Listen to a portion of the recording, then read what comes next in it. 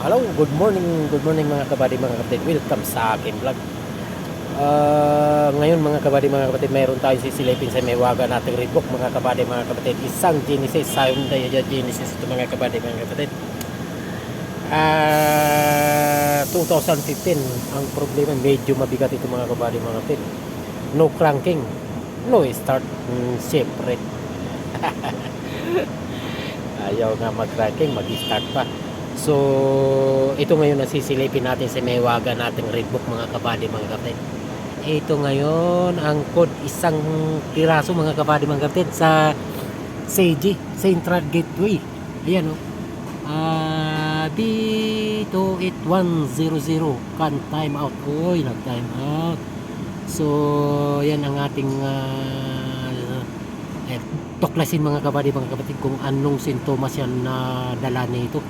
Bakit ayaw niyang pa-crankingin at pa-startin yung sasakyan na ito. So, yan mga kabady, mga kapatid, dating aalamin. So, yan. Gawa muna natin ang report mga kabady, mga kapatid. At sa ganun, meron tayong pagkukunan ng kodigo. Kodigo talaga.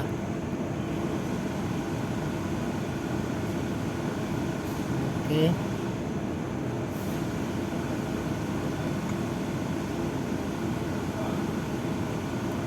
Yan. So, ayan. Ito yung aking lalay mga kabady, mga kapatid. So, try nga natin clear kung maalis siya. Tingnan nyo mga kabady, mga kapatid.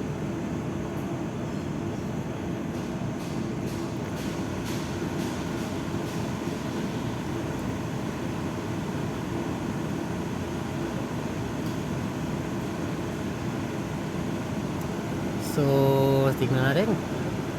Oh, nawala man. Pero, okay. Nawala daw. Nagkulay green na. Normal. Pero, try nga i-start. Try start.